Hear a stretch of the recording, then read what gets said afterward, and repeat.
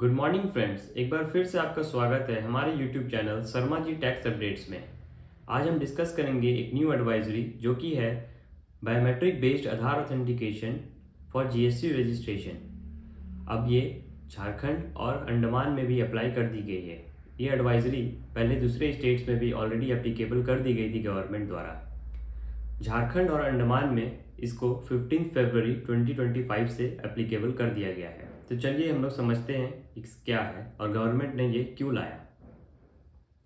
सबसे पहले तो मैं ये बता दूं, मेन ऑब्जेक्टिव गवर्नमेंट का ये लाना है फेक रजिस्ट्रेशन से बचने के लिए।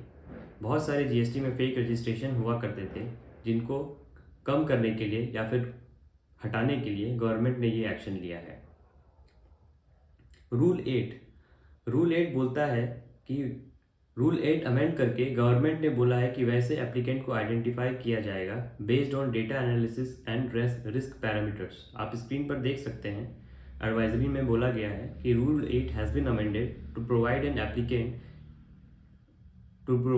that an applicant can be identified on common portal based on data analysis and risk parameter, जिनका बायोमेट्रिक बेस्ड आधार ऑथेंटिकेशन किया जाएगा और उनका फोटोग्राफ भी लिया जाएगा और उन्हें वेरीफाई किया जाएगा। ये एडवाइजरी 15 फरवरी से ऑलरेडी एप्लीकेबल कर दी गई है।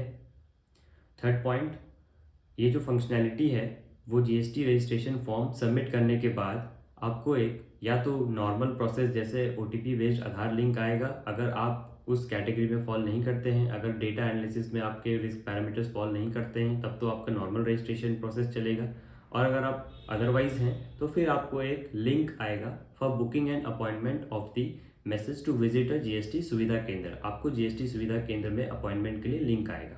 उस लिंक पे क्लिक करके आपको अपना जुरिस्डिक्शन देखना है और अपॉइंटमेंट लेना है। अपॉइंटमेंट लेने का कंफर्मेशन फिर आपको मेल पे रिसीव हो जाएगा। उसके बाद आपको at the time of GST appointment आप जब सुविधा केंद्र जाएंगे उस समय आपको कुछ कुछ डॉक्यूमेंट्स हैं जो कैरी करने हैं। सबसे पहला, आपको हार्ड कॉपी या सॉफ्ट कॉपी में अपॉइंटमेंट का कंफर्मेशन ईमेल कैरी करना है। सेकंड पॉइंट में आपको जुरिस्डिक्शन डिटेल्स पता होने चाहिए। थर्ड पॉइंट में आपका जो आधार कार्ड है और पैन कार्ड है उसका ओरिजिनल कॉपी रेडी रखना है। और जो भी डॉक्यूमेंट्स आपने सबमिट किए थे at the time of GST registration वो भी कैरी रखना है, जैसे कि rent agreement, electricity bill, property tax receipt etcetera.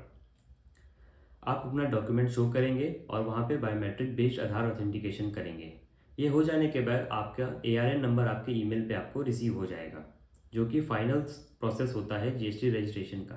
तो पुराने वाले प्रोसेस में और नए वाले प्रोसेस में ये बदलाव है कि उस पुराने वाले प्रोसेस में आपका ARN number same time generate हो जाता था जब आप OTP बेस्ड आधार ऑथेंटिकेशन करते थे, और नए वाले प्रोसेस में जब तक आप जीएसटी सुविधा केंद्र नहीं पहुंचेंगे, अपना डॉक्यूमेंट वेरीफाई नहीं करेंगे, अपना बायोमेट्रिक नहीं करेंगे, तब तक आपका ARN नंबर जनरेट नहीं होगा और आपका एप्लीकेशन फाइल नहीं होगा। तो ये तो थी बात एडवाइजरी की। ऐसे मैं वीडियोस और भी लाता रहूँगा और नए नए अपडेट्स आपको देता रहूँगा। Thank you so much for watching. Till then have a nice day. Good bye.